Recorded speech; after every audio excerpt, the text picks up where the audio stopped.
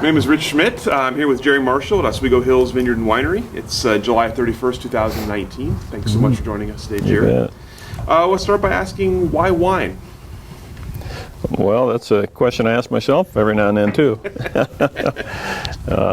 My wife tells me that I was one of the youngest fighter pilots in the Navy, and she said we think different. You know, we kind of go with the flow, kick the tire, light the fire, get the thing airborne, and go. And I was flying for American Airlines for 35 years, and they force you to retire at a certain age. About 3 years before that came along, I had kept admiring this property because I lived right behind it, just about half a mile from it. And I was involved in other things. I was building some houses, but flying airplanes, and it kept intriguing me. And I had a great uncle that I grew up in a farm back in Pennsylvania. It was an Amish country farm, and I was most of the labor force. Had two other brothers that kept getting away every chance they had, and continued that. But I always had a hankering to go back, and I really enjoyed barns. I liked barn, and I was architecturally interested in a lot of different things, and so I kind of put the two together. And but my great uncle actually retired out here with my parents. And it has something to do with him, and this was 40 years ago, 40 years ago, was these wineries were popping up, and as an agricultural outlet for him to see what was going on, I would take him around to these budding things that were happening, and it was this wine industry. So these guys were all my age, and still are, the ones that are still around. But so the seed was there, and I had to retire, and I bought this place, and in 1996, in fact, the last day of 1996, it was an excruciating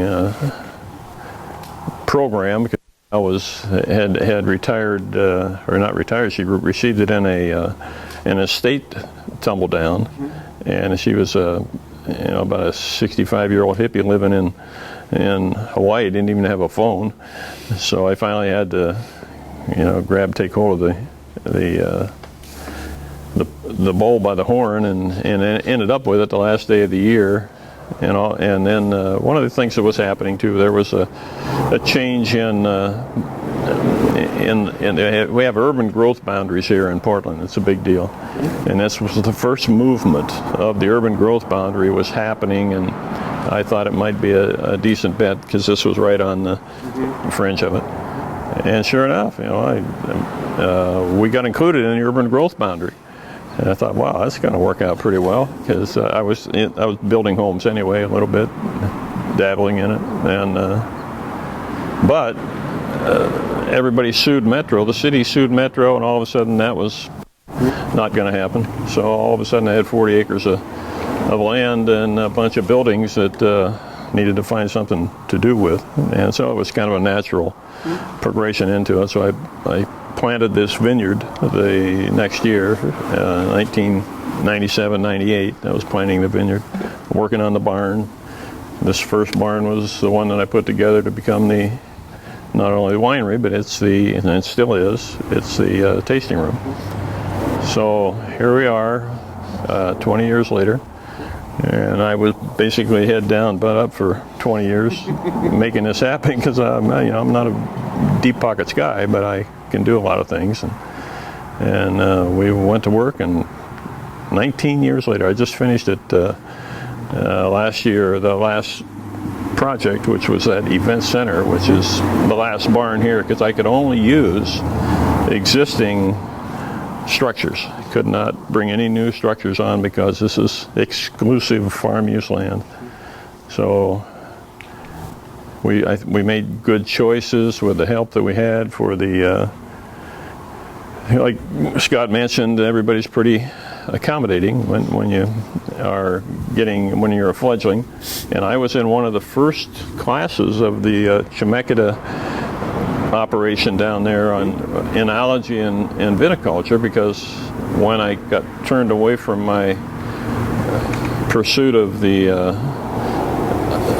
of the real estate part of it, and went into the farming part of it, I realized I didn't know what I was doing.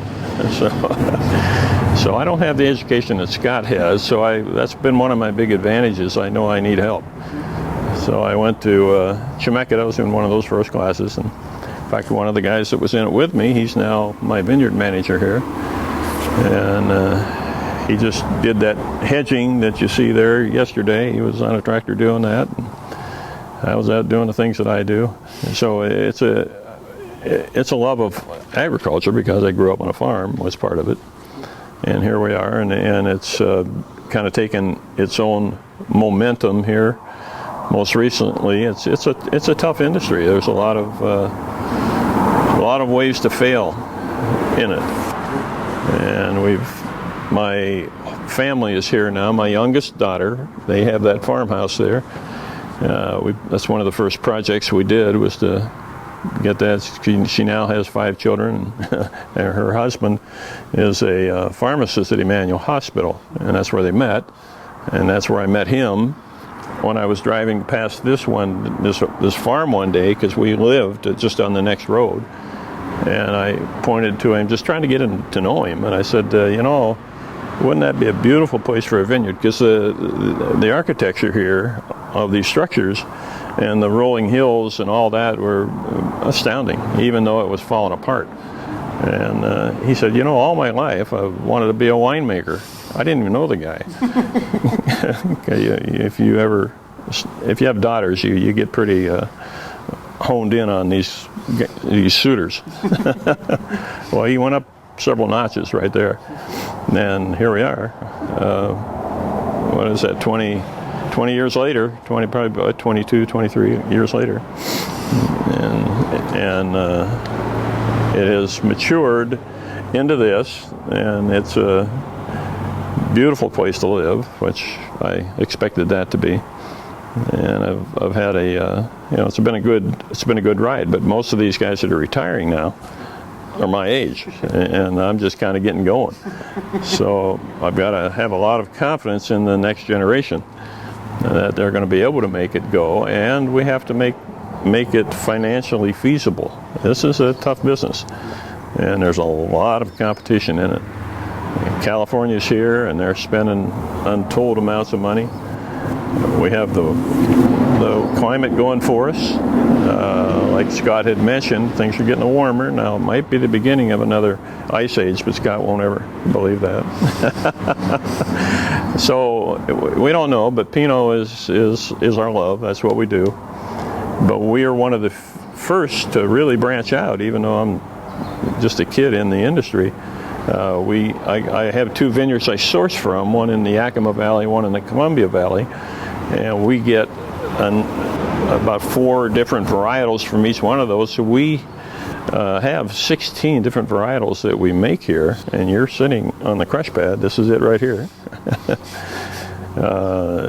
So it's different than most of the wineries around, but we're noticing, even though I'm Johnny come lately, I kind of led the surge for people to understand that Pinot Noir is a great wine, but people in the valley kind of get tired of it after a while. Or not really tired of it, but you want something else. There's a lot of other good stuff around. So that's the way we went early on, and we've enjoyed that as one of our trademarks. And if you're going to Oswego Hills Winery, you better be poised to taste some wine.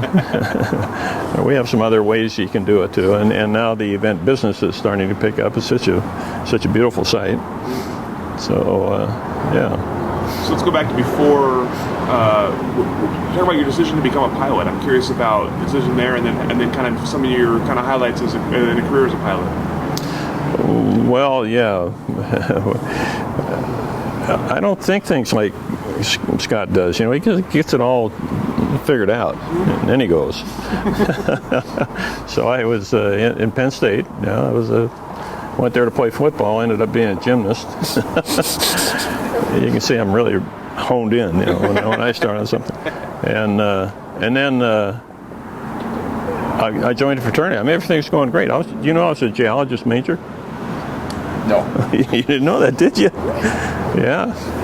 Because my brothers were both engineers, civil engineers. And they bought black shoes. I had brown shoes, you know, that kind of deal. And so my sophomore year, I joined a fraternity. Well, that was the downfall. I wasn't a very mature guy, and they were keeping me up all the time, and I wasn't studying like I should. And so my brother graduated from college at the end of sophomore year. He went to Phoenix. I went with him. I said, well, I'm going out to Phoenix for a while. Well, I forgot to go back. And my dad called me. So, okay. So I went downtown Phoenix, went to a Navy recruiting office, and I was a physical fitness guy, as you might imagine. I wore rings in gymnastics. And so I went to the recruiter and said, hey, I want to join back then the SEALs were called the UDT, Underwater Demolition Team. I want to become a frogman. I don't want to be an officer. Well, all of a sudden, it kind of shortcut that whole conversation because, well, you got to have 4 years of college to be an officer. And I said, well, okay, well, maybe I'll go someplace else. So I started walking out, and I saw a poster up there. It was a Naval Aviation Cadet. And you only had to have 2 years of college, as it turned out, if you could pass the test and do those stuff. And lo and behold, I went in to be a frogman, came out of going to Pensacola to be a pilot. And I was one of the youngest pilots in the fighter program down there. Jumped in a brand new airplane, the old F-4B. It was a Phantom, they called it. It was built for the same reason that the reason it was built was for the same threat we have with this Korean that can drop a nuke on us. Well, back then the Russians could get a nuke to us. They'd put it in a big bomber and bring it and shoot an ICBM missile. It'd go up into the stratosphere, and then it would guide itself to some of the cities in North America. So it was put on the front burner. It came out 13 years after the Second World War. This thing flew, and it was a beast. I mean, it had the biggest engines they could make at the time, and what it was built to do, and it had good wings on it, high altitude stuff, which turned out to be a good deal for low altitude stuff because we could turn and burn, and we were to light that stuff, take it up to the most optimum altitude, streak it out to over Mach 2. We'd get a canopy warning light that told us things were starting to melt. you better either pull off the throttles or do something else. So what we would do, we'd snap up and go to on the profile to shoot down this missile that would be coming in, and we wore the suits that the astronauts wore because we were going to flame out. We're up in there in thin air, and that was the beginning of it all. We'd even do that at nighttime on a carrier. That was really amazing. So that was it. That's how I got going in the aviation part of it, and then my ice went on. It started going on me at the end of my Navy deal, and so I realized I wouldn't be able to stay fighting back then. If you didn't have 20/20, you weren't going to be in the cockpit. So I joined airlines and put 35 years in American Airlines, and the rest of it kind of fell in place, and the fighter pilot attitude led me into this. Figure, why not? So did you have any experience with wine? I mean, were you a fan of wine even at the time you started? Well, only because I was visiting these guys with my great uncle, and it was intriguing. I kind of got hooked on that part of it, and I'm not the winemaker here. I'm a farmer. I'm a farmer and a builder, and financial guy, that type of thing. So my son-in-law is Derek Lawrence is his name. He's a trauma pharmacist at Emmanuel Hospital. So he's one of those pharmacists that has a bunch of little letters behind his main, what he is. And so here we are, and there's a bunch of us involved in it right now. 6 grandchildren with this family. There's a property right next to us, an adjoining property that has another one of my daughters, middle daughter, and she has 4 children. And so, but they're off in the world doing their thing, and as they can, they were doing part of this while they were around on the property. So it's been a good family thing too. So tell me about the process of learning. You mentioned going to Chemeketa to get your. So tell me about the process of learning and when you felt sort of comfortable implementing what you had learned. Well, I never felt comfortable. I always knew I was way over here, over my head. But I was used to operating that way, so it wasn't that big a challenge for me, because I figured I'd figure it out somehow. Like I said, kick the tire, light the fire, get the thing airborne. Let's go, and we'll figure it out. And people with all these good educations, like Scott, had a guy helping me to figure it all out. He's Eugene Wine Cellars, Bruce Beal. Mm-hmm. He was helping me to figure this all out and help me plant the vineyard. Yeah, so you get good help. And Chemeketa was just starting to get its professorship together, so the guys are coming out of the vineyards and out of the wineries to get this thing going. So I was getting it, these first classes, we were getting it right from the horse's mouth. They were kind of making up the curriculum as they went, and so there wasn't a lot of BS. It was the real deal. So I think it was an amazing educational opportunity, even though I was still trying to figure out if the pH number's high, is it more acidic or less? At the end of it, so thank goodness along came Derek, my son-in-law, and I don't think that guy's ever forgot anything. And in fact, if I lose a tool or misplace a tool someplace, I'll call him and say, I can't find that particular screwdriver. I say, have you seen that? And it's a good chance he might have. It might have been 6 weeks ago. So tell me what appeals to you about you mentioned being a farmer. Tell me about what appeals to you about work. Well, I'm steeped in it. I mean, I was driving a tractor before I could reach the clutch. I liked it. I enjoyed it. I missed it. And I was doing other things, and I enjoyed those too. But I saw the potential of being able to do something like this and have the ability to pass something on. Mm-hmm. But I never really, that wasn't a big part of the reason for doing it. It was just another one of those evolutions of, what do you do when you get up in the morning? And I don't sit around well, and I knew that. And so that's why I had kept doing other things while I was flying airplanes. It was a great job, but it's kind of a. What's appealing to you about farm and vineyard work? Well, it was in the blood. It was in my blood, dragging me back, and I finally had the opportunity to actually do it. Did I think it would work? I didn't really think that far. I just got up the next day and went to work, and did that for 20 years.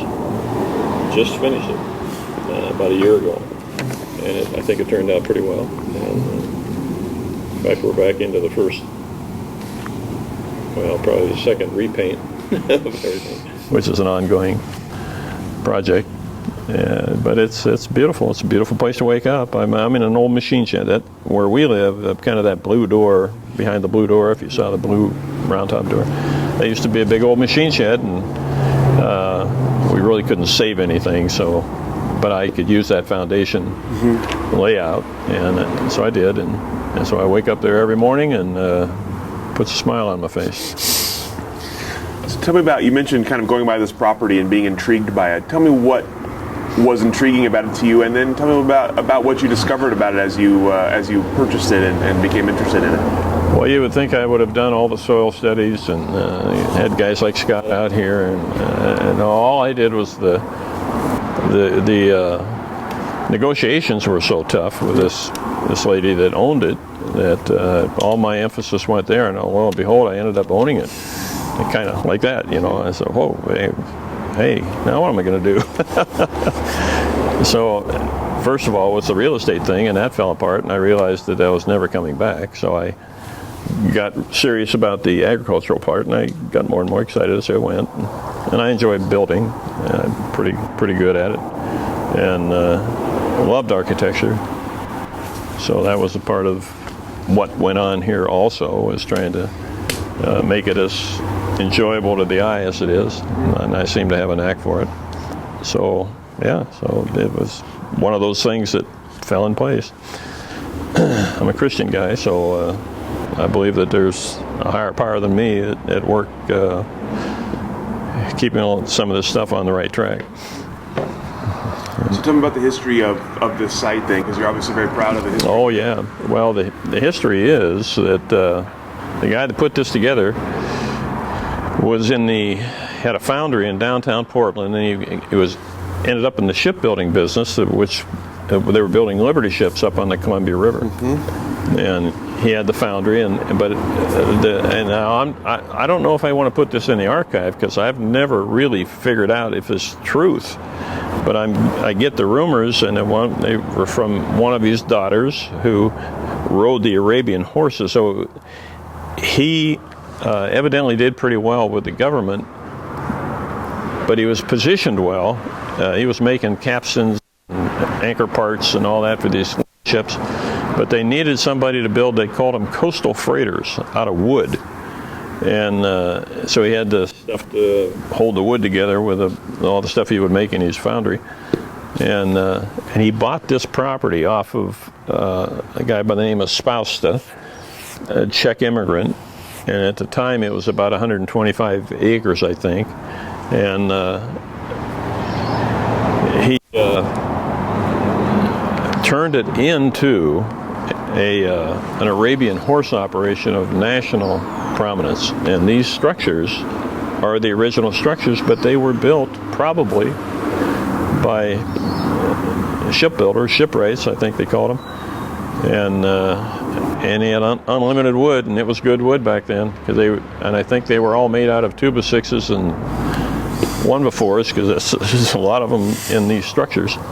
And I noticed, because of my engineering background, or really my building background, that these things were built right, because they were in horrible shape when I got them. About 50 years of deferred maintenance, and the people that they had leased it out to be a horse operation. So everybody in Lake Oswego knows about this place. Mm-hmm. They probably had a horse there. And as I looked it up, surveyed it, there wasn't a quarter-inch deviation in any of these truss systems that they had built, and even the back wall of it had caved in. It was held up in that back barn, which became the event center. It was a real race between me and Mother Nature to see who was going to win. So I finally just dropped what I was doing in the process and went there and did all the engineering to get that thing bastioned up so it could still be around, so I could finish it off. So yeah, and I was totally occupied by that. But in the meantime, we're doing the winery thing, the vineyard, and all that. And I love the farm, so I got several tractors and know what to do with them. That's some of my best time. I'm on my tractors, and I'm out there doing my thing, and I love the farm. Even loved it when I couldn't even reach the clutch pedal. Now I don't even have a clutch. Did you? So that's kind of the property thing, but one of the other interesting things was I didn't know what my terrain was. I had blackberries that were 4 to 5, sometimes 6 feet deep, and the whole place had just been let go. So I had a cat out there, and for a long time breaking those blackberries down, fought them forever, and put up deer fences and did all that stuff, and then realized the deer fences weren't working. Also realized that the deer don't like blackberries. So I started feeding my blackberries and made them my deer fences. So my deer fences are now all blackberries, and if you guys want to come pick blackberries sometime, we got quite a crop. And I don't put anything on them, so they're totally organic.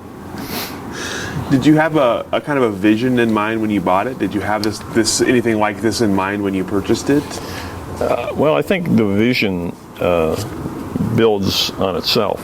Mm-hmm. I mean, the first thing was just I needed a write-off, so I needed to learn to plant a vineyard. Mm-hmm. So when I got that, plus I had done this thing with my great uncle, had been around to all these wineries, and I was kind of hooked, even though I didn't realize it. I really kind of enjoyed. Well, I enjoyed it, but I didn't enjoy animals. I was raised on an animal farm, and horses and cows and pigs and chickens and all that stuff. They always get sick, and they step on you and do things like that. So yeah, this spoke to me. It's a crop, I like crop farming, and then it has there's a certain sex appeal to it. And I like wine. I never thought I was going to make a living out of it, but that's okay too. We'll get it airborne, figure it out. And so that's kind of how it happened, and and so it's a beautiful industry to be involved in, and the people are the product's exciting. The market, there's a lot of phases to it. And you put on a lot of hats when you come into one of these little boutique wineries. That's all the business part and the agricultural part, and that suits my personality. So here I am. You mentioned the event space. Tell me about kind of the use of the site and how that's evolved over the years. Well, it was crying to be what it was, because since I started fixing this barn, this was all me. I'll tell the county about it, but and all the tools, I did it all, and got it inspected, and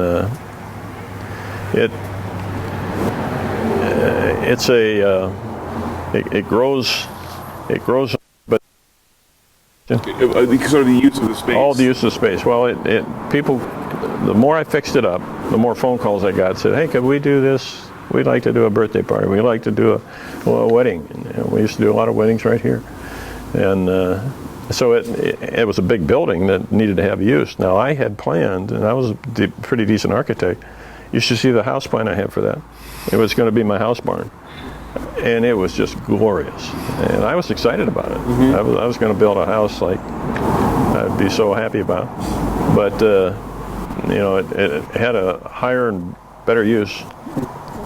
Was evidently supposed to be what it became, and it did that. I mean, it's really filled that role, and there's still more I could do, but I want to make sure it's going to start making some money before I start spending any more money. So, but I think it's turned out well, and people are starting to fill up the calendar, so that'll be good. So maybe we'll be able to ride out into the sunset and keep this thing here and let the next generation do their thing. That's the help. That's the hope. So you mentioned that you had kind of wrapped up with the construction parts of things, or the remodeling things. Not kind of. You have wrapped up. You're looking at most of the labor force of the construction. So do you have any upcoming projects in mind then? Well, I've got them kind of backburnered right now. I'm waiting to get this thing into the green, and then we'll be. There's some things that I could do to enhance, top it off a bit. But right now, it's very functional. It does a wonderful job in the events that we do. One of the things we're getting more and more of are these celebrations of life, where people don't mind riding out into the sunset. So that's not a bad thing. So you've been kind of in the Oregon wine industry now. You've said about 20 years or so. I'm curious what you've seen change in the industry since you became a part of it.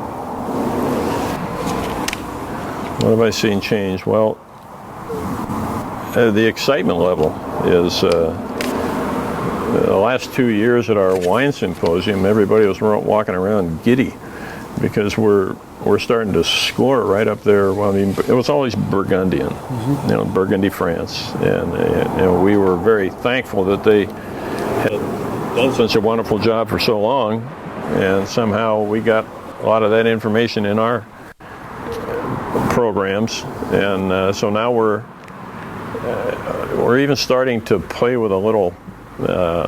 They're Burgundian, we're Oregonian.